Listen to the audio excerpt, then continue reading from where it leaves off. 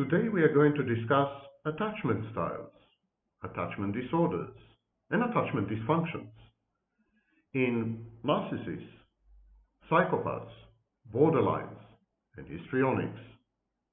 We are also going to study attachment styles and disorders in people diagnosed with CPTSD, complex trauma, complex post-traumatic stress disorder. And the reason is that people with CPTSD often display psychopathic and narcissistic behaviors and traits reactively and temporarily. So they also experience periods in which their attachment is disordered and dysfunctional. And we're going to study this as well. But we are going to go through a very peculiar path. We're going to start with a dead mother. And then we're going to think about something we know, but we can never think of, etc., etc. So I promise you a fun ride in the Vaknin theme park. Don't sign off after 10 minutes. You'll be missing all the fun. And at the end of this presentation, I hope you will have a handle, you'll get a grasp of how we interact with each other, how we relate to each other. Because attachment is not only about romantic relationships. We get attached to workplaces, we get attached to assignments, we get attached to objects. Attachment is a general attitude towards the world, a general emotional investment in something.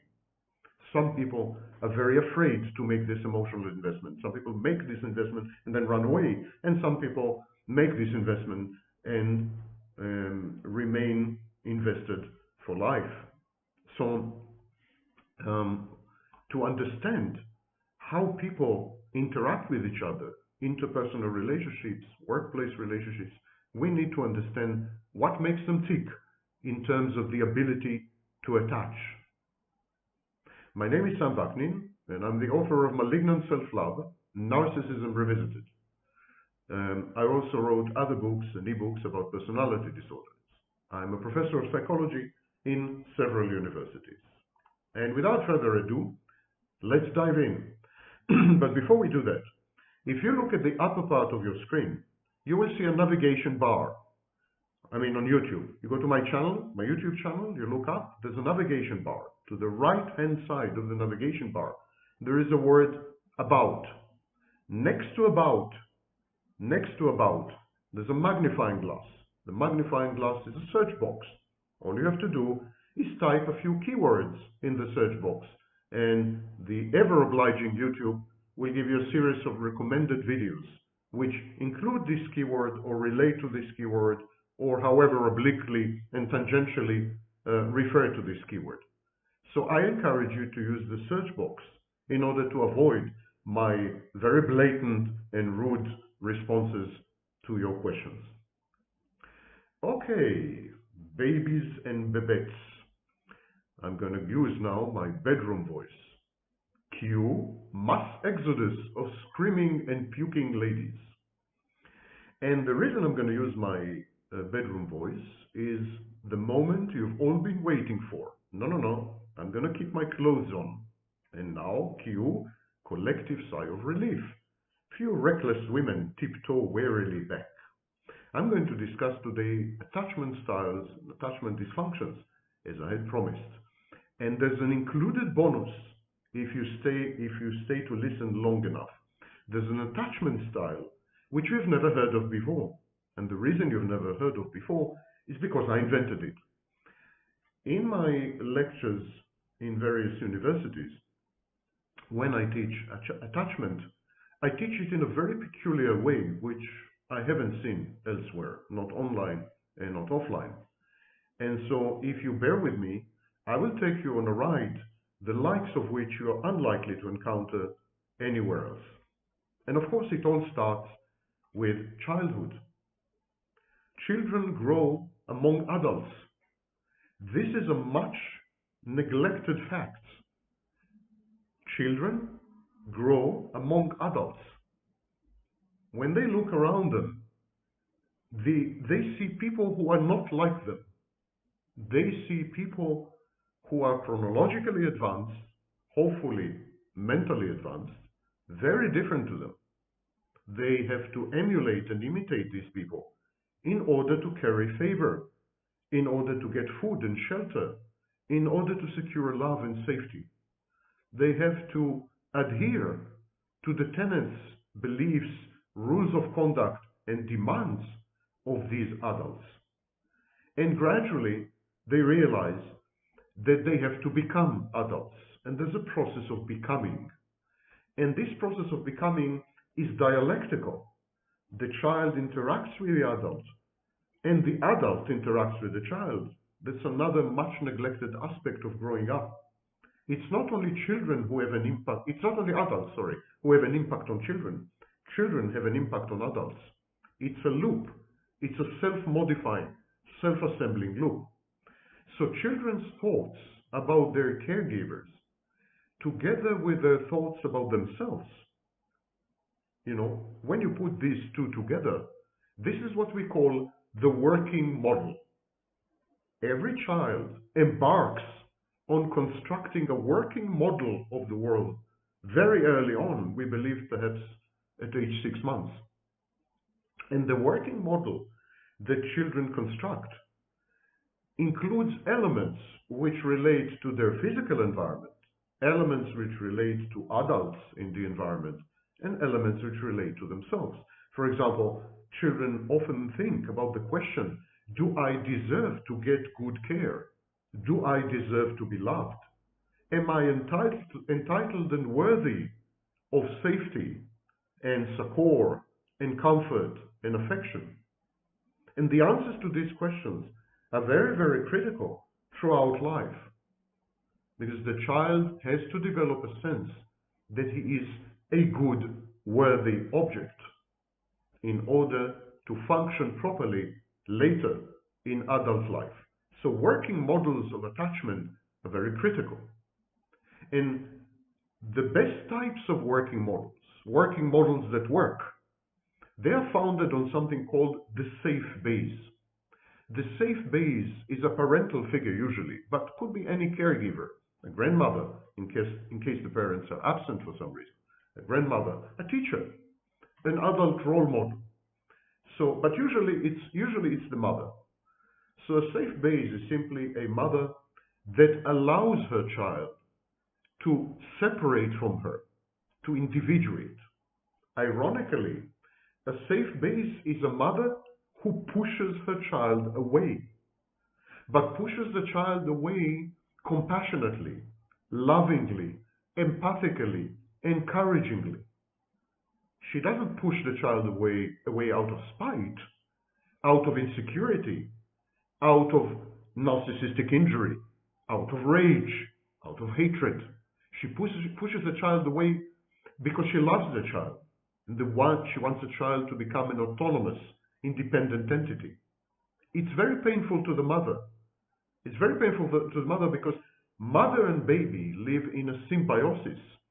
They merge, they fuse. It's a codependent relationship which could last 2 years even. But a mature mother pushes the child away. And when she pushes the child away, she constitutes a safe base, exactly like a military base. The child goes out, explores the world, with the knowledge that he can always return to mommy, that mommy is there, that mommy is safe, that mommy is not going away anywhere, that mommy is not going to abandon him, not going to punish him, for becoming his own person, with boundaries, with wishes, with a will, and with the grandiosity to explore the universe. Because it takes a lot of grandiosity to explore the universe. It's a healthy kind of narcissism. It's what we call primary narcissism. It's a healthy type of grandiosity. It's the grandiosity that allows the child to take the immeasurable, terrifying risk of abandoning mother, even if only for a second, even if only for a minute, and going out there. There's an issue of object constancy. When I look back, will mother still be there? When I want to return to her, will she accept me? When I try to hug her leg, will she reject me? It's a huge gamble to leave mommy, to go away from mommy, to in a way push mommy away, to individuate, to separate. is a traumatic gamble. And if the mother is the wrong kind, this first attempt at becoming you fails. And so the International Classification of Disorders, edition 10, and probably edition 11 is forthcoming, and the Diagnostic and Statistical Manual, they discuss attachment in terms of situations where the child has attachment problems, attachment dysfunctions, either generally or to a specific attachment figure. But this is very narrow. It's also misleading, as we will see when I continue. It's also misleading, but it's also very narrow. And so there was a guy, scholar by the name of Andre Green. In 1983, he published an essay, and he used the evocative phrase, dead mother complex. He said that some mothers are dead. They are not dead in the sense that they are clinically dead, like no pulse and no brain activity, although I know many mothers who are like that while alive. But they are dead in the sense that they are very depressed. They're depressed. They're emotionally unavailable, or they are narcissistic. They're too grandiose to take care of a child. They feel that the child had disrupted their lives, prevented them from reaching the pinnacle of their profession, ruined their lives in a way. So there is narcissistic rejection, there is depression, there is emotional unavailability because the mother herself has attachment disorder or attachment dysfunction. All these types of mothers, they are dead mothers. This is a contrast to Donald Winnicott's good enough mother. These are not good mothers, and they are not enough mothers. And the child, the only model that the child has of attachment, of emotions, of love, of relationship is a painful model, inordinately painful, existentially threatening, harrowing, terrorizing, horrifying model. It's a destructive process of identifying with a dead body, emotionally at least. This kind of mother is there and not there. And this mixed signal, this dual signal, is intolerable. Because we do not tolerate, human beings don't tolerate well ambiguity and uncertainty. We try to disambiguate in a variety of ways, most of which are destructive. And this kind of child exposed to a dead mother, he is exposed to a mother who is the epitome and quintessence of ambiguity. And she's depressed, and she's unavailable, she's rejecting, she's hurtful. And as Andre wrote, it's a mother who was initially emotionally engaged with her child, but then switched off from emotional resonance to emotional detachment, perhaps under the influence of loss and mourning in her own family of origin. And when the child goes through this roller coaster, idealization, devaluation, when the child is unable to restore this warm, empathic, embracing, accepting, loving contact with the mother, the child then internalizes a hard, unresponsive, emotional core. And this, of course, is the prerequisite to narcissism, because narcissism is a reaction to this internalization. Mother is hurtful. Mother used to love me, now she doesn't love me. I will never let anyone do this to me again. I will never put myself at the mercy of anyone who could cause me such pain and really threaten my existence. Because when you're 6 months old, or 1 year old, or 2 year old, and your mother is emotionally unavailable, distant, doesn't care about you, neglects you, you can die. It's life-threatening. And in these kind of people, they become narcissistic later on in life, and they are unable to form attachment. And we see this, for example, even in settings where attachment is minimal, like in therapy, where they can't go through the phase known as transference. They can't bond in some way with the therapist They can't even project their own emotions onto the therapist. They can't regard the therapist as a parental figure. So there's no transference in treating such people. Dead mother syndrome is the acute form of this. And there are many dead mothers out there because we live in a narcissistic and psychopathic age. More and more people are technically narcissists and psychopaths. And these people, for some reason, procreate. They irresponsibly have children. And they raise these children as dead mothers and dead fathers. The mistaken attachment theories is to say that when a child doesn't have a safe base, when he has a dead mother, he runs away. He avoids.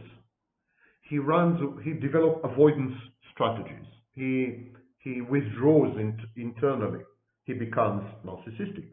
And then he has like an imaginary friend, the false self, or a godlike entity, which is the false self. Or he withdraws and becomes a codependent, thereby suspending his own existence and merging with the mother figure. Or he withdraws and becomes psychopathic, antisocial, conduct disorder. It's known in children. It's called conduct disorder. So the general thrust of current attachment theories, starting with Mary Ainsworth and to these very days Ina and others, the thought is that when children are raised by the wrong kind of parents, by not good enough mothers, by dead mothers, they simply detach. And because they detach, they learn a coping strategy for life, which is a coping strategy of detachment. And this is the part where I think attachment theories get it very wrong. They get it very wrong. If you ever saw a baby crying inconsolably at the body of his dead mother, really dead mother, and if you ever watched the movie Psycho, Hitchcock's movie Psycho, where the son who was running the motel, Bates, keeps his mother's body mummified and continues to interact with her as though she were alive. If you've ever been exposed to these experiences, however vicariously, you would realize that the child does not run away from a dead mother, but learns to love her. Children love their mothers, whether they're alive, whether they're dead, whether they're good enough, whether they are vicious and atrocious, whether they're psychopathic, whether they're narcissistic, whether they're there, whether they're not there, emotionally available or not, rejecting or accepting. The child has no choice. He has to love mother. And he learns to love a dead mother. And when you fall in love with him, and he claims to have fallen in love with you, he tries to convert you into a dead mother too. He wants you to play the role of his dead mother. He wants you to die and to be a mother. And this is as good a description, as good and concise a summation of relationships with narcissists that I've ever come across. The narcissist tries to do two things with his romantic, intimate partner. He tries to kill her, and he tries to convert her into a mother. He tries to recreate, reconstruct, and re-experience and reenact the unresolved conflict with a dead mother. And the dead mother role is all yours. But, of course, being in love with a dead object, loving something dead, is unthinkable. So, people with cluster B personality disorders, although they are capable of loving only dead people, dead mothers, dead mother substitutes, dead father substitutes, still, they don't dare to contemplate this. They're not aware of this. On the contrary, they lie to themselves. They're telling themselves, I'm trying to make her come alive. I'm reviving my intimate partner. I'm infusing her with life. I'm giving her thrills and adventures and color. I am the engine of excitement in her life. When she's with me, she's much more alive than when she's not with me. So there is this self-delusional confabulation, this self-fallacious narrative that the narcissist and the psychopath and the borderline tell themselves. I'm not doing anything wrong to my partner. I'm not doing anything bad to my intimate partner. On the contrary, I'm Lazarus-like, raising him from the dead. And it's, of course, projection. Because what happens is the intimate partner who raises the narcissist and the psychopath and the borderline from the dead because they are dead. Narcissists, psychopaths, and borderlines are dead at the core. And they are dead at the core because they have internalized a dead mother, a dead object. But they don't dare to think about it. And instead what they do is called emotional thinking. They're not thinking with their heads. They're not thinking cognitively. But whenever they need to think about relationships, they think emotionally. They let their emotions control their cognitions, not the other way. And what they do, narcissists, psychopaths, borderlines, and victims of trauma, by the way, they caffect death and they caffect aggression. Now, what the hell is caffect, if you're asking? Caffect is emotionally invest. Caphexis is emotional investment. So they invest emotionally in death because their first emotional investment as children was in a dead mother, a dead object. So they know only how to invest in death and in dead people and in dead others and in dead intimacy, dead. So they invest in death. And of course, death is aggression. Aggression leads to death, and death is aggressive by definition. And this is called destrudo, the opposite of libido. Libido is the force of life. It comes from eros. And destrudo is the force of death, the force of destruction, the force of aggression. And it emanates from thanatos, the force of death. And when we, in our current culture and civilization, we are emotionally invested in our smartphones, in our beautiful luxury cars, in our jobs. We are invested in inanimate, inert, material goods. Materialism is the ultimate consumerism is the ultimate expression of destrudo, of the force of death, because objects are dead.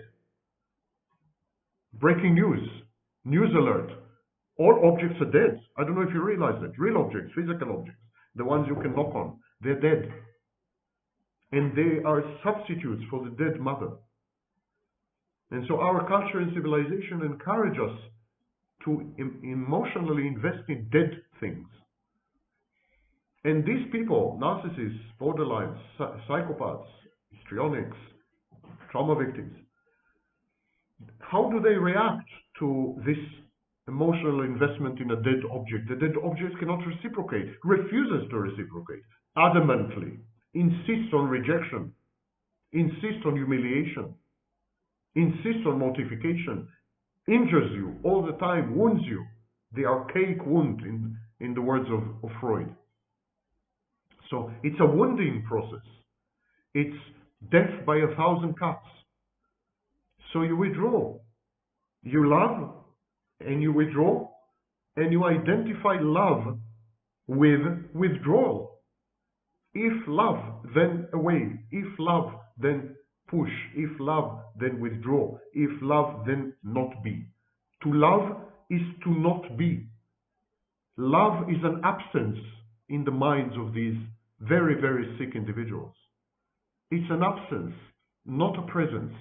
And the minute it becomes a presence, it's very threatening, existentially threatening, because this presence is bound to be withdrawn, and they are bound to feel pain, the pain of ultimate rejection. They anticipate rejection.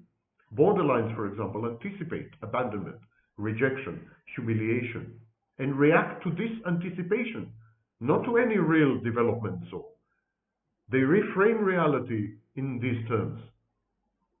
So These cluster B personalities, they can't afford to love because their first experience with love has been an experience of annihilation, annulment. They were not seen. It's critical to be seen when you're a child. It is through the gaze of the meaningful other, through the gaze of the primary object, primary caregiver, through the gaze of mother, that you are defined.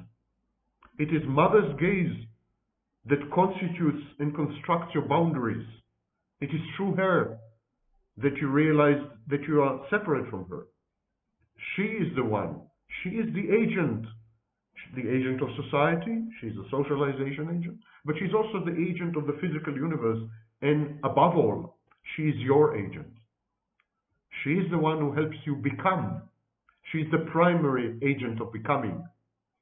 And if you have a dead mother, you become a corpse. Narcissists, psychopaths, borderlines are the walking dead. And so they, in an attempt to avoid a repeat, to avoid a repetition of the same type of painful relationship, they never allow themselves to truly love, to truly get emotionally invested. And they are very self-sufficient. They even self-parentify. They act as their own parents. And they're very autoerotic, sexually speaking. They gratify themselves. And so to be able to love you, these people have to kill you first. It's like the famous joke, if I tell you the truth, I'll have to kill you. If I fall in love with you, I'll have to kill you. They have to kill the mother figure in order to love her. They snapshot you. They convert you into an inert photograph. They merge with you. They fuse with you. You disappear. You're digested. You're assimilated. You become an extension. These are various ways of killing you, negating your existence, annihilating you. And then when you're dead, when you're no more, when you have become an absence, then they can love you, of course, because they're experts at loving dead mothers. And they identify love with absence. The introjects of their mother, their father, other figures, the inner voices, the representations, the avatars of these crucial adults, they are all non-interacting, dead, inert, mute objects. The narcissist and the psychopath and the borderline and the histrionic, cluster B, they're the only people on earth whose introjects are essentially mute. They can't talk. They don't talk. They don't interact. They don't communicate. They're there. Snapshot. So they need to take away from you speech. They need to deny you the speech act. They need to prevent you from communicating because communication is pain. They need to fend you off and to fence you in and to stultify you, to ossify you and to mummify you and to fossilize you. And this way to own you and to control you, because if you own and control someone, he cannot hurt you, she cannot hurt you. It's all about pain aversion and hurt aversion. And of course, this makes it impossible to distinguish internal objects from external objects. If your loved ones are inside you because you need to control them, micromanage them, if they're inside you, then they're internal. But they're also external. So internal is external, external is internal. The narcissist, the borderline, to a lesser extent the psychopath, make very little distinction between internal and external objects. And in this particular sense, Otto Kernberg was right. These are people on the cusp, on the verge of psychosis, of a psychotic disorder. There was a guy called Christopher Bollas, B-O-L-L-A-S. And in the miracle years of the 1980s, which to my mind was the renaissance of psychology, or at least the psychodynamic and psychoanalytic schools of psychology. So in those miracle years, he came up with a concept called the unthought known. Unthought known. His work was based probably, we don't know for sure because he doesn't mention it, but probably on some comment that Freud reported in one of his endless series of monographs and books and articles. Freud was a machine. So Freud reported that he had a patient, and this patient told him, "I've always known something, but I never thought of it." And Freud was kind of thunderstruck. He said, "Wait a minute, can you know something and not think of it ever? Is it possible to know but not cognitively? Is it possible to be fully aware of some fact, some environment, some other person, and never to think of them?" And so Christopher Bollas coined the phrase unthought known in the 1980s. And he said that these are experiences which in some way are known to the individual, but about which the individual is unable to think. I would add, the individual is afraid to think. It's an inhibition. It's inhibitory. And early schemata for interpreting the object world that preconsciously determine our subsequent life expectations are an example of the unthought known. So we are all born with schemata, with a kind of arrangement of cognitions, emotions, beliefs, and facts. So this schemata allows us to interpret the world, to interpret the object world. And they are preconscious, and they determine what we expect of life, and they're an example of the unthought known.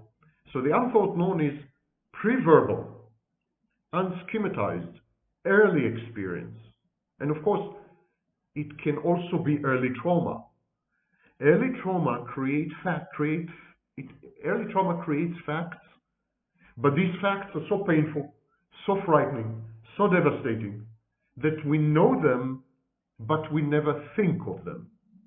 They are fenced off, they're isolated, they're removed from consciousness. These unthought knowns, they affect behavior. They do it unconsciously and preconsciously, but they affect behavior. But even though they affect behavior, they never access consciousness. Conscious thought has no access to these knowns, and yet they're known. And in therapy, very often, when we introduce the patient to the unthought known, the patient says, "I've known this all along, but I never thought about it." And there's, of course, Beyond's idea of beta elements. Beyond said that there are psychic experiences which people cannot process in any way by the mind. They are psychic, they are experiences, there's no denying them. There is knowledge that they had happened, but this knowledge is kept via a variety of defense mechanisms, probably, like repression maybe, or denial. This knowledge is kept under the radar. The person cannot afford to think about these schemata or these experiences and these traumas, because if he does, he will disintegrate. And Bollas suggested that there are quite a few elements in the substance of the unthought known. He said that, for example, when you have persistent moods, probably these moods preserve elementary but pre-schematized states of mind. He said that the moods are kind of reflections or reservoirs of these unthought knowns. And he said that very early in childhood, when the self interacts with the primary object, with the mother, for example, this interaction, if it's very emotionally loaded, for example, if you have a very painful interaction with your mother, if she's a dead mother, you will relegate it to the unthought known. Similarly, if you see something of great beauty, when you're a child mainly, pre-verbal, you can't verbalize it, you can't capture it with language, so you kind of store it. It's a storage area, it's a warehouse. The unthought known is a warehouse of experiences and things and judgments and beliefs and values and facts that you have no conscious access to because they were all pre-verbal. And language is a barrier, prevents you from going there. And these are all parts of the unthought known. Now, narcissists and psychopaths and borderlines and histrionics, they have a huge number of unthought knowns. If you healthy, normal people, empathic people, if you have, I don't know, 10 unthought knowns, a psychopath or a narcissist would have 100. Now this means, this has massive implications. It means that the narcissist's interpersonal relationships, they are recreations of his original relationship with a dead mother. But because it's so devastating, so painful, so frightening, so hurtful, this whole thing, the whole relationship will be processed through the unthought known. Let me try to explain it a bit. The narcissist, psychopaths, borderline, they are born in a dysfunctional, into a dysfunctional family. The primary caregiver, mother in this case, for example, is one way or another abusive, one way or another emotionally unavailable, one way or another exploitative. She parentifies the child, she idolizes the child, she instrumentalizes the child, or physically, or verbally, or psychologically, or whatever. There's something wrong going on there. She is dead to the child. The child still loves his mother, even when she's dead. So he learns that love is painful and that you can love only dead things. And so this thought, this realization is so mind-boggling that he knows it but never thinks about it. It becomes an unthought known. And then when he meets the love of his life, when he meets an intimate partner, when he tries to develop a relationship, have a family, whatever, he interacts with his intimate partner via the unthought known.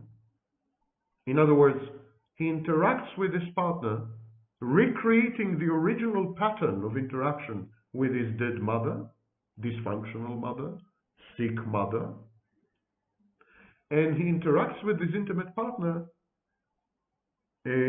not thinking about it. When you confront him and say, do you know what, don't you see what you're doing? He says, no, what am I doing? He's utterly unaware. It's not a pretension. He's not faking it. He really is not aware. And it's also not a result of self-delusions or reframing, but a result of his inability. He cannot afford, he cannot allow himself to think of the known. He knows, but he doesn't dare go there. He doesn't dare to think about it. So, in order not to create a dissonance, not to create a conflict, not to force him to think, he kills you. He simply kills you. He renders you a dead mother. The minute you're a dead mother, you conform to the earlier pattern, and there's no conflict. There's no dissonance, and no risk that he will be forced to think about what he knows. No risk of bringing the unthought, the unthinkable, from the unconscious to the conscious, where it will create a massive conflict and may endanger the life of the cluster B personality. So this is the sequence. Bad dysfunctional early relationship. Suppression of this information. Knowing it, but not thinking about it. Then finding an intimate partner. Forcing her to recreate the early pattern by becoming a dead mother, so that what is known will not become thought. What is known will not become a cognition, will not generate overt, life-threatening conflict. Bolas in his work also linked the concept of the unthought known to Donald Winnicott's notion of the true self. So there is direct connection between Bolas's work, Winnicott's work, and narcissism, true self, false self, and so on. These are not just wild speculations on my part, but actually Bolas almost touched upon it, almost went there. In terms of system-centered therapy, in system-centered therapy, they make a distinction between what they call apprehensive knowing and comprehensive knowing. Apprehensive knowing is knowing, but not being able to verbalize what you know. Not being able to use language to communicate what you know to yourself and to others. And then there's comprehensive knowing. Comprehensive knowing is knowledge that you can communicate to yourself and to others via language. So we allow ourselves to formulate in words comprehensive knowledge or comprehensive knowing, but we don't allow ourselves access to apprehensive knowing. Perhaps because it's apprehensive, it's frightening, it's threatening. And in therapy, the unthought known can become the subtext of the therapeutic interchange. The therapist becomes kind of a parent figure, and he picks up the patient, he contains the patient. And the patient allows himself or herself to think about the unknown via the therapist. So maybe we'll talk about it some other time. It's a process called projective identification. Back to attachment disorders. Three prominent scholars of attachment disorders are Zina, Lieberman, and Boris. And they suggested that attachment disorders start in childhood, which I agree. And they said that children who did not have the opportunity to form an attachment, or were children who had a distorted relationship with a parental figure, or when an existing attachment was, for some reason, abruptly disrupted. In these three cases, there's an attachment disorder. And they use the term disorder of attachment. It's when a young child doesn't seem to bond with or attach to any particular adult caregiver. And so these kind of children are indiscriminately sociable. They approach all the adults, and they sometimes approach total strangers. And they're very cute and very sociable. And they ask for love, and they ask for compassion and affection, and they ask to be comforted. But they do this not with mother specifically, not with father, grandmother, or grandfather, but they approach any adult, wherever. So there is a promiscuity. It's a promiscuous sociability, promiscuous behavior, and it's a disorder of attachment. And these, as I said, are children who didn't have the opportunity to form an attachment with a specific figure, as the DSM says, or where there's a distorted relationship or existing attachment has been disrupted. So some children react by becoming promiscuous.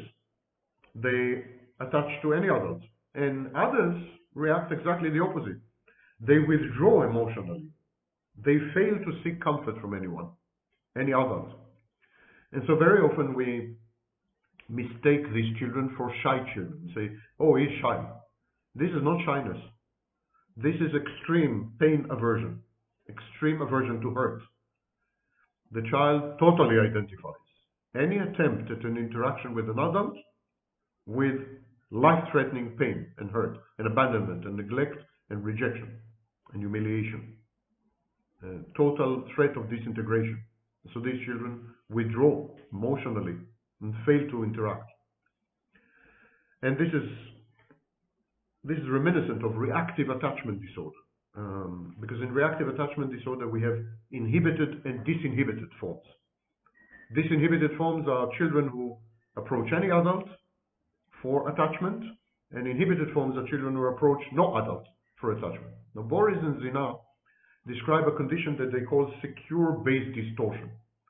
Secure-based distortion is when the child does have someone, a mother, a father, a grandmother, a grandfather, some caregiver, teacher, and he prefers this familiar figure, but the relationship with this figure is such that actually the adult does not provide the child with safety.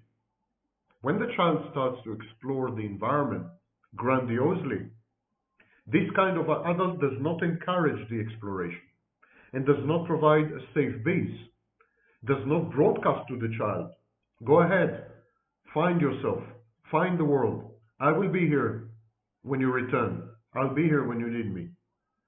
On the contrary, the broadcast or the transmission is opposite. Is, who do you think you are? What are you doing? You're hurting me. You don't love mommy anymore. You are impudent, insolent. You are impertinent. you're misbehaving, you're impolite, etc., etc. So these are all inhibitory messages, messages that prevent the child from exploring the world. And such children, they don't know what to do.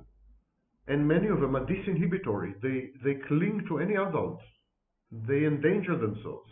They are excessively compliant, submissive. Or they try to become a parent. Because they don't have a parent. They try to become a parent. And they try to parent themselves. And even to parent the adult, or even to punish the adult as a parent. So these children are in total mess, total confusion as to roles, who they can trust, and how they should function once there is an interaction, which implies directly or indirectly some type of attachment. And Boris and Zina discuss a lot what they call disrupted attachment. Disrupted attachment is any abrupt separation or loss of a familiar figure, a mother, a father, to whom the child is attached. So the child gets attached, and then suddenly this figure is gone. It's gone because it died. It's gone because of a divorce. It's gone because it's lost interest in the child. It's gone because there's a new sibling, a newborn, and the attention of the parent is totally diverted to the newborn, and the parent abandons and neglects the firstborn or the previous child.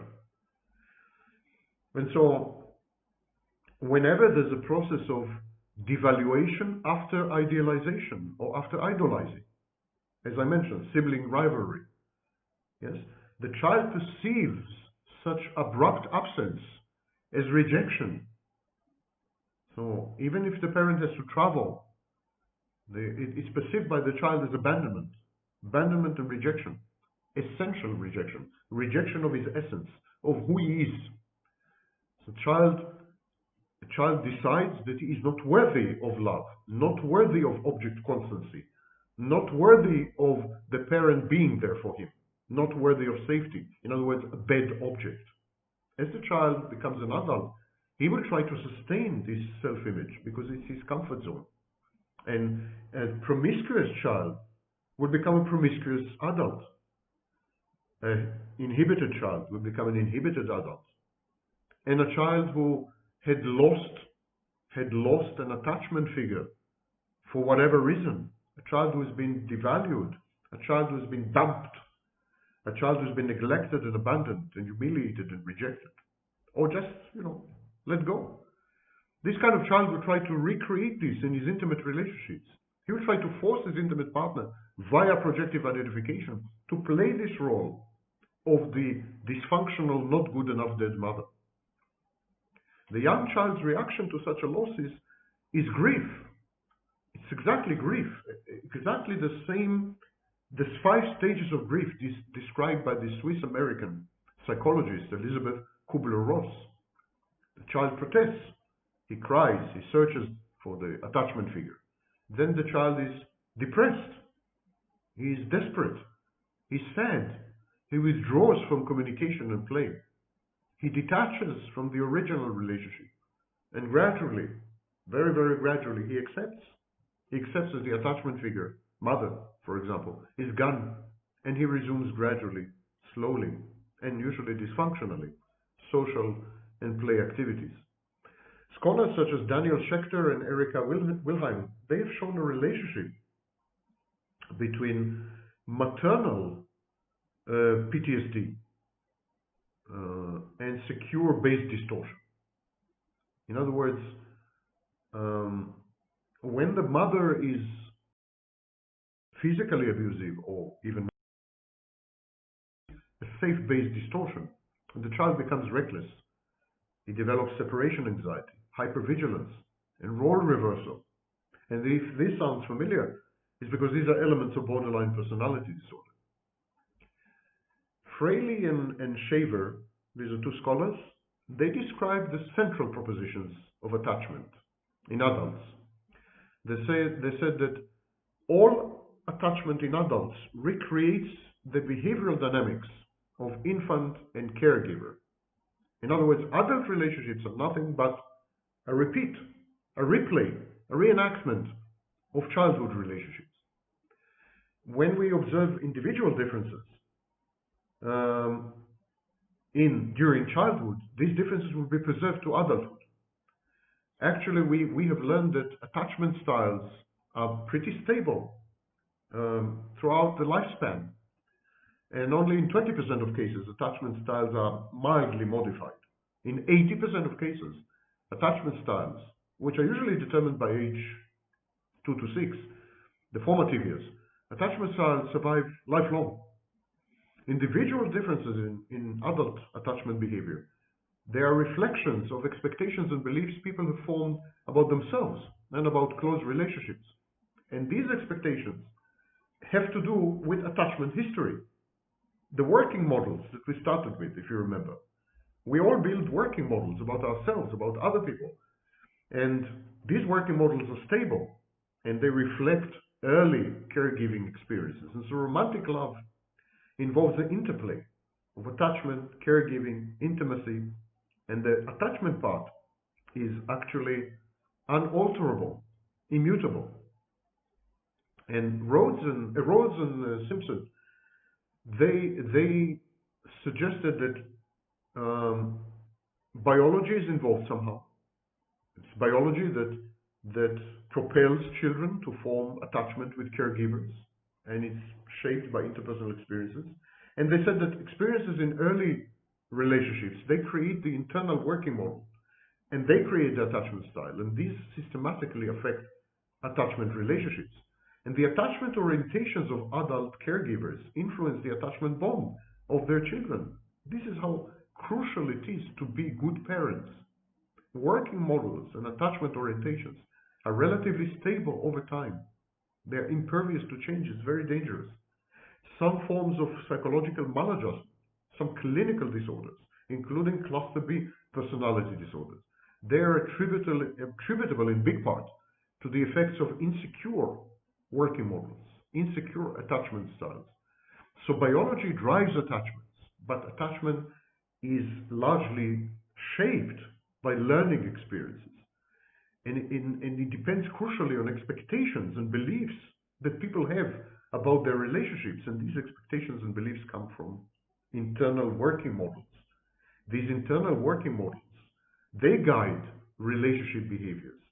They are relatively stable, as we said, and they hark back to childhood. Individual differences in attachment contribute positively or negatively to mental health. So we have four main types of attachments in adults. Now it's very crucial because people make the most god-awful mess confusing childhood attachment styles with adult attachment styles. They are not the same. In adults we have secure, anxious preoccupied, dismissive avoidant, and fearful avoidant attachment styles. And to this I've added a fifth one, my contribution, my attempted contribution, a flat attachment style.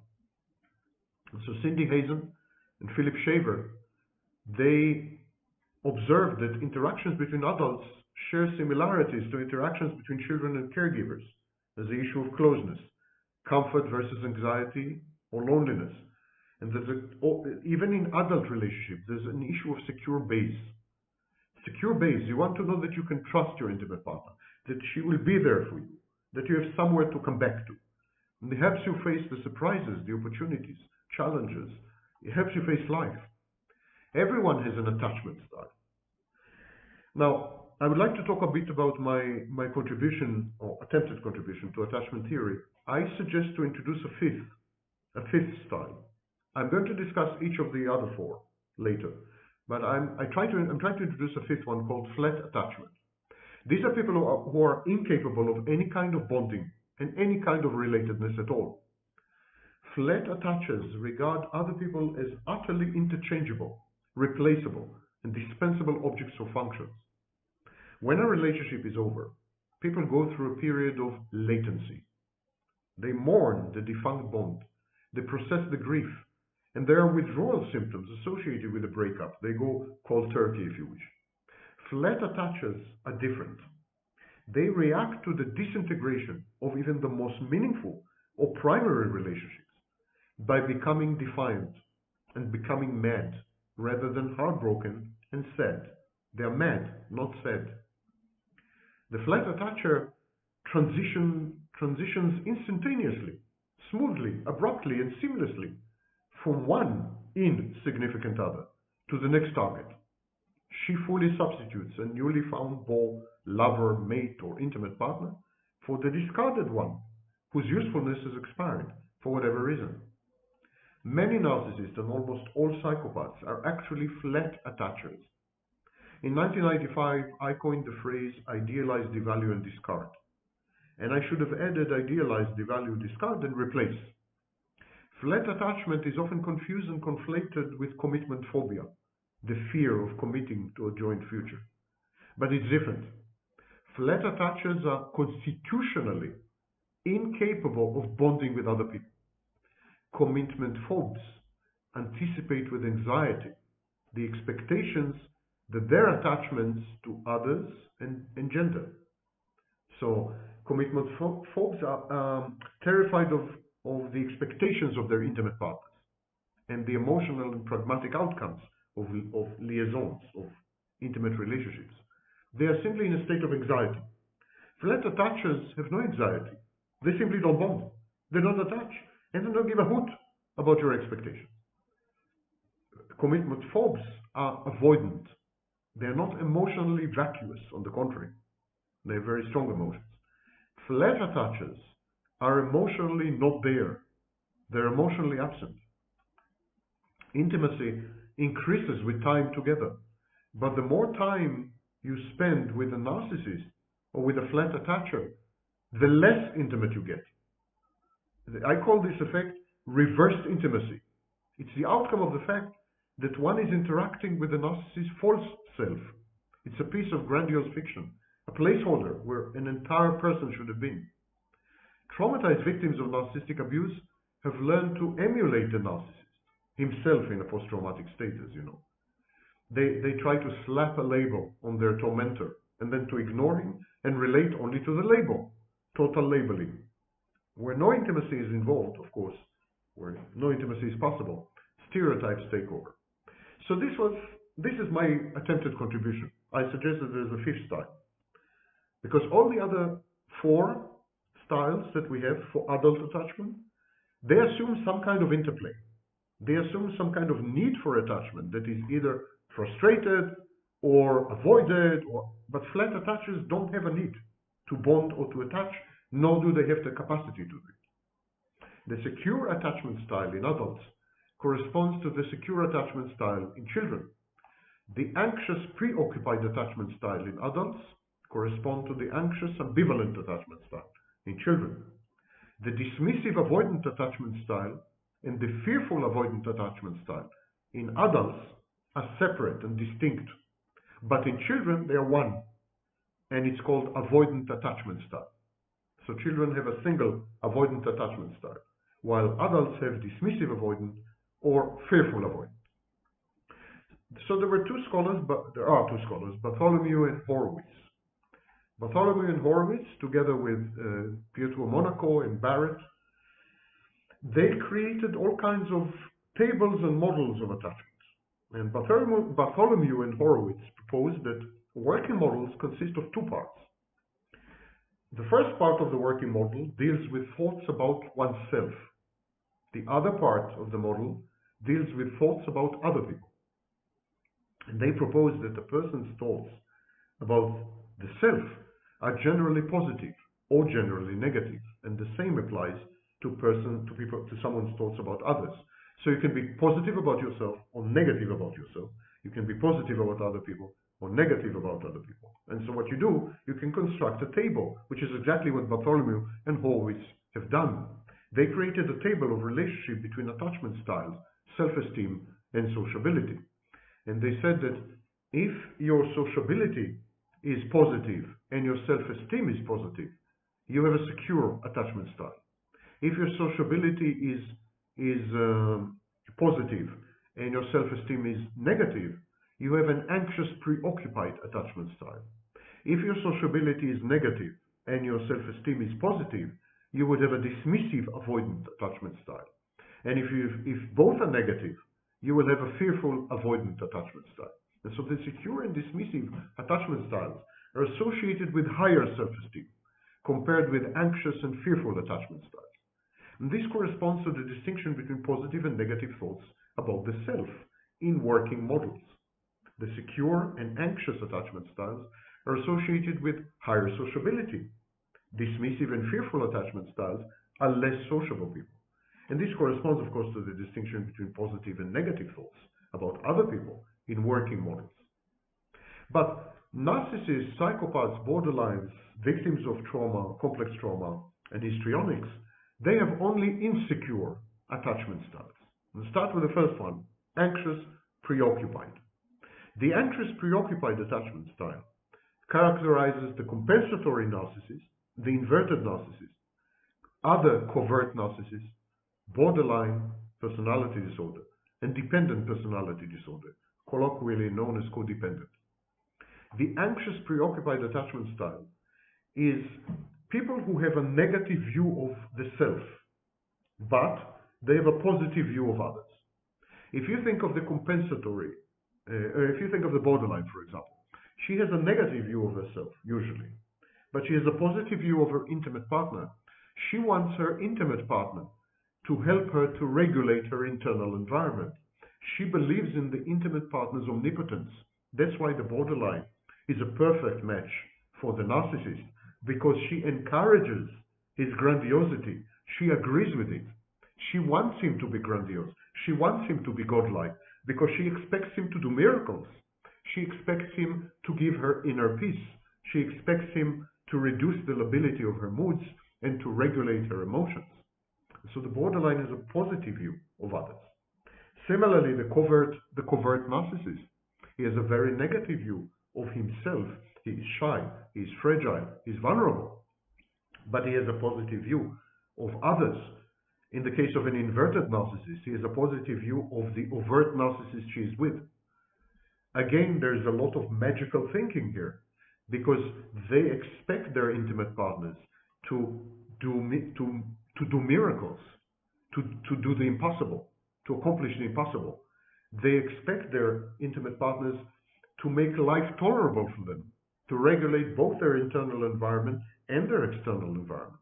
The inverted narcissist basks in the glory and accomplishments of her overt partner.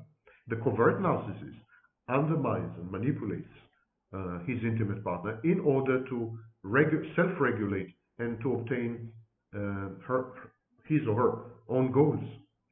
And these kind of people say, I want to be completely emotionally intimate with others, but I often find that others are reluctant to get as close to me as I would like. Or they say, I'm uncomfortable being without close relationships, but I sometimes worry that others don't value me as much as I value them. This kind of attachment, the anxious, preoccupied attachment, these people want intimacy. They crave intimacy. They seek high level of intimacy, approval, and responsiveness from their attachment figure.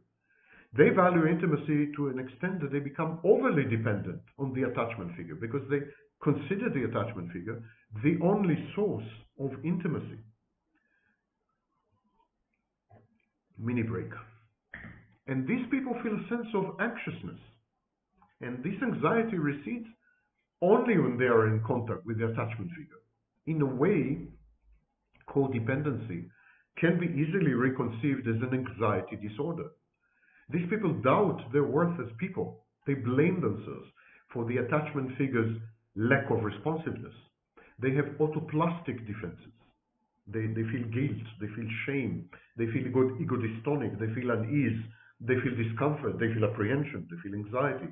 These are neurotic defenses. These people are essentially what used to be called neurotics. And this dependence and idealization of the intimate partner, they render the attachment figure the sole source of solace and comfort and succor. The dependence is total upon the source of intimacy. And the intimate partner serves as an anxiolytic, an anxiety-reducing medication. They self-medicate. These people, borderlines, coverts, inverted narcissists, codependents, they self-medicate with an intimate partner. And they exhibit high levels of emotional expressiveness, emotional dysregulation, worry, impulsivity, and it easily and seamlessly can glide into psychopathic or histrionic territory.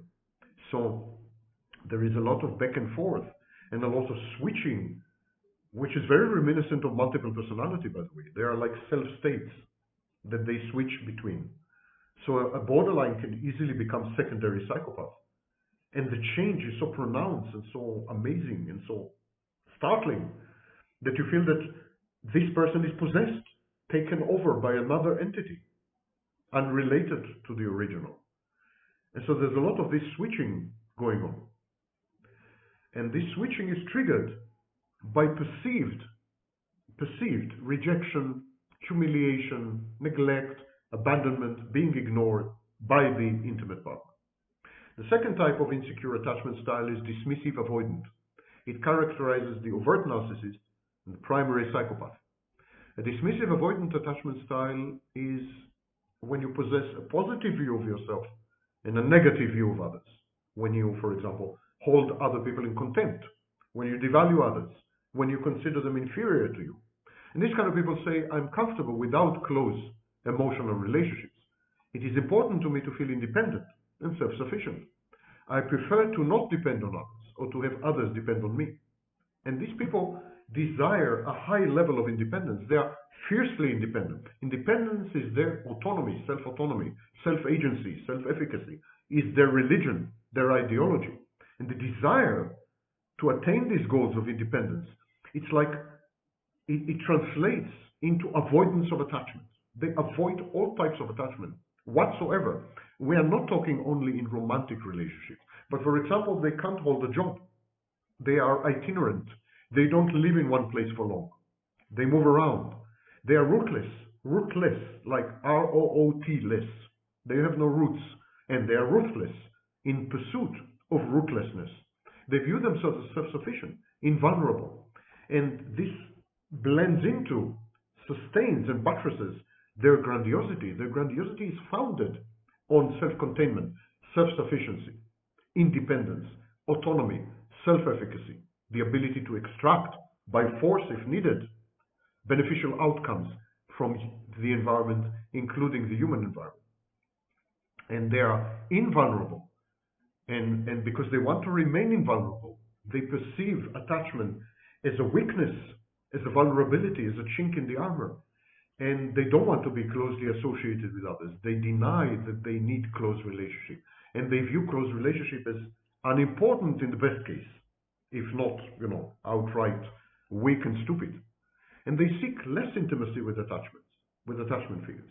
They often view their intimate partners less positively than they view themselves. They tend much more to devalue others, including their intimate partners. And they have a defensive character. It's actually a defense. The irony is that these people are actually highly insecure. That's why we call it an insecure attachment style. The dismissive avoidant attachment style, they're not really heroic or victorious or impermeable or invulnerable. They are suppressing and hiding their feelings. Remember, the unthought non? They can't afford to get in touch with their emotions. They can't afford to know what had really happened to them. They tend to deal with rejection by distancing themselves from the sources of rejection. And they tend to do this not only when actual rejection is happening, but also when they predict or anticipate rejection, when they misinterpret some behaviors as rejection. And they tend to misinterpret most behaviors as rejection. Their attachments are very fragile. And they are very fragile because they are fragile. They are fearful. They are unresolved. And so this leads to the next attachment style, which is fearful avoidant attachment style. This characterizes some borderlines, compensatory narcissists, and secondary psychopaths. The fearful, avoidant, unresolved, cannot classify attachment patterns. They are people who have unstable, fluctuating, and of view of themselves, and unstable, fluctuating view of others. So they tend to idealize idealize and devalue themselves as they idealize and devalue others. By the way, everything in the psychology of cluster B personality disorder has a self dimension and an other dimension. Narcissistic supply, there is self-provision of narcissistic supply. The narcissist sometimes can provide himself with supply. There is self-devaluation. There is self-idealization. I call this process co-idealization. As the narcissist idealizes his partner, he's actually idealizing himself. If he's deserving of such an ideal, perfect, brilliant, most beautiful partner, then he himself is perfect. So everything has, in these people with the fearful avoidant attachment style, they fluctuate, they're labile, they're not stable, they're not regulated. Their view of themselves and view of others is fluctuating. And these are people usually with losses or massive traumas in childhood and adolescence. And these people say, I'm somewhat uncomfortable getting close to others. I want emotionally close relationships, but I find it difficult to completely trust others or to depend on others. I sometimes worry that I will be hurt if I allow myself to become too close to other people. So they tend to feel uncomfortable with emotional closeness. They feel ill at ease when they're loved. When someone tries to get intimate with them, they become aggressive, rejecting and pushing away. And these are mixed feelings, mixed signals, mixed messages. It could drive you, it's crazy making, drive their intimate partners insane. Because they have unconscious negative views about themselves and about their attachments. They view themselves as unworthy of responsiveness from their attachments. They say, I'm a bad object, can't you see? I'm unworthy. Why do you give me love? If you give me love, either you're blind and stupid, or you are cunning and manipulative. These are the only two reasons to give me love. You can see that I'm damaged goods. You can see I'm broken and defective and dysfunctional. And yet you give me love. Something is wrong with you, or you're doing this for a purpose. There's some hidden agenda. There's some ulterior motive. They don't trust the intentions of their attachments. And similar to the dismissive avoidant attachment style, people with a fearful avoidant attachment style, they seek less intimacy from attachments. They suppress, deny their feelings, and they are much less comfortable expressing affection and love. And finally, Baldwin and others, they've applied the theory of relational schemas to working models of attachment. This relational schema is a scheme which contains information about the way the attachment figure regularly interacts with each other. So a relational schema is a schema which pertains to a relationship. And for each pattern of interaction, the schema contains information about the self, information about the attachment, and information about the way the interaction usually unfolds. So the relational schema has a predictive value, a prognosticating value. In other words, if you have a schema in your head as to how you're interacting with your intimate partner, this schema tells you something about yourself, tells you something about the relationship, tells you something about your partner, and tells you a lot about how your partner is likely to react to your signals, to your advances, and to your attempts to be close. Relational schemas help us to guide behaviors in relationships because they allow people to anticipate, to predict, to plan for the responses of the intimate partner. A relational schema is simply a lot of experience from which we derive heuristically a law, a rule. This is a rule-based system, a rule of thumb, if you wish, heuristic rule, based on experiences. Relational schemas are therefore in the shape of if-then. If I try to kiss her, she will kiss me back. If I try to hug her, she will reject me. If I try to another man.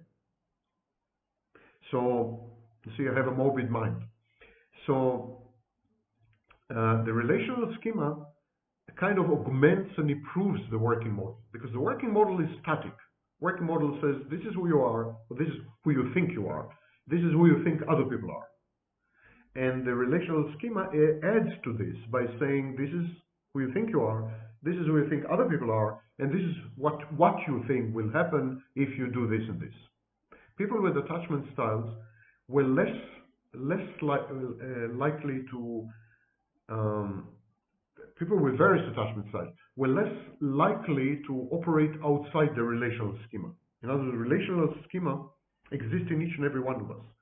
Differences in attachment styles actually reflect differences in relational schema. When you have a relational schema, it dictates your behaviors. You're trying to avoid rejection. You're trying to avoid pain. You're trying to avoid hurt. There are some things you will not do. You know that you will be reciprocated. You know that you will receive pleasant experiences and pleasant feedback. So you're drawn to do. So it's positive and negative reinforcements, to use behaviorist theories. Relational schema incorporates information about positive and negative reinforcements. You will try to avoid negative responses. You will try to seek positive responses. And gradually it will shape the way you attach to your intimate partner.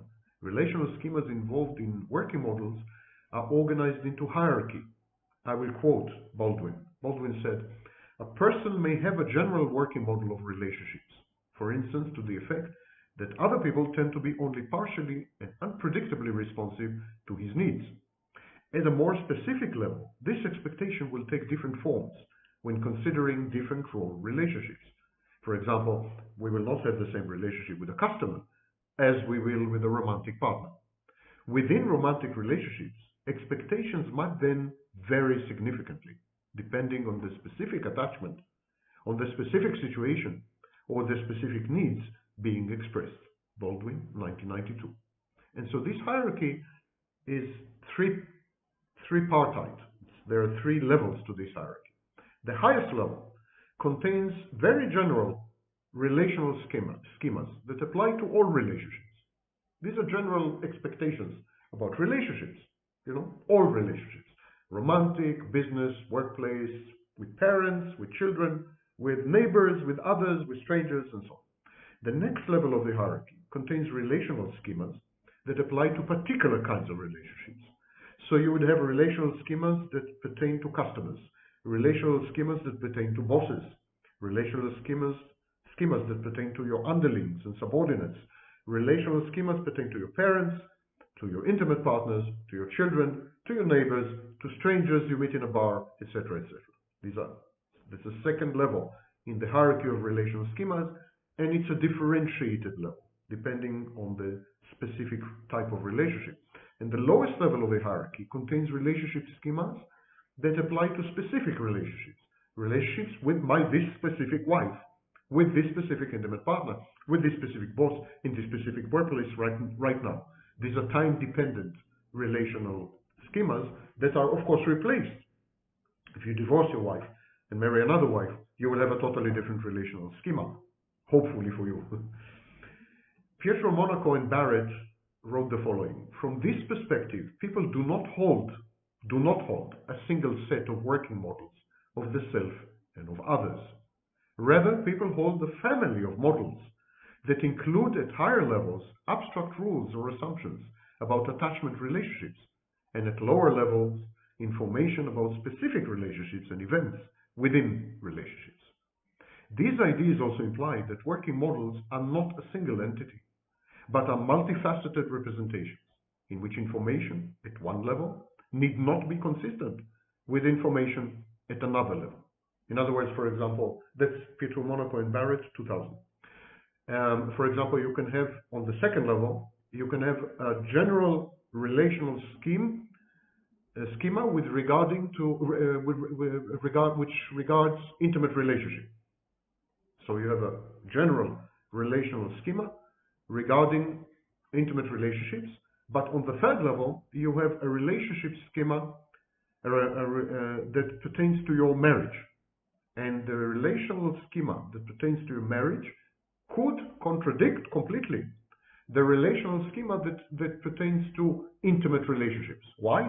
Because your marriage is not intimate, is not functioning well.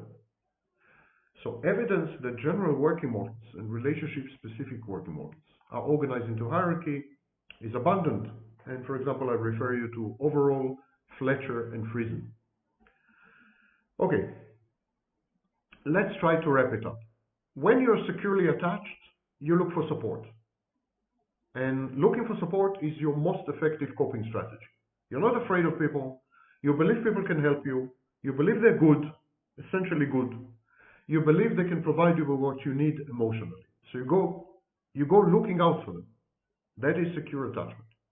When you have avoidant attachment, you tend to devalue the relationship and you tend to withdraw. When you have anxious attachment, you use emotionally focused coping strategies. You think emotionally and you pay more attention to experience distress. Pistole in 1996 studied anxious attachment in depth, in 96, 95. So securely attached individuals have less negative overall emotional experience than insecurely attached. We said it before. Their early childhood was much happier and they had a safe base. And there are many studies, including recent studies, for example, Fox and Tukunaga, that show that anxious and avoidant attachments predict behaviors such as stalking. When you're anxious, when you're avoidant, you tend to act antisocially. You become psychopathic. And this is where we tie it in with victims of complex trauma, victims of CPTSD. Being exposed to multiple repetitive trauma can induce temporary anxious and avoidant attachment styles. For example, every trauma victim, every victim of narcissistic abuse will tell you how difficult it is for her to trust again, to date people again, to go on dates. She becomes avoidant. She becomes anxious. And these attachment styles encourage psychopathic and narcissistic behaviors and traits. And for example, there's a huge correlation between anxious and avoidant attachment style and behaviors such as stalking. Now, ironically, stalking is about being committed.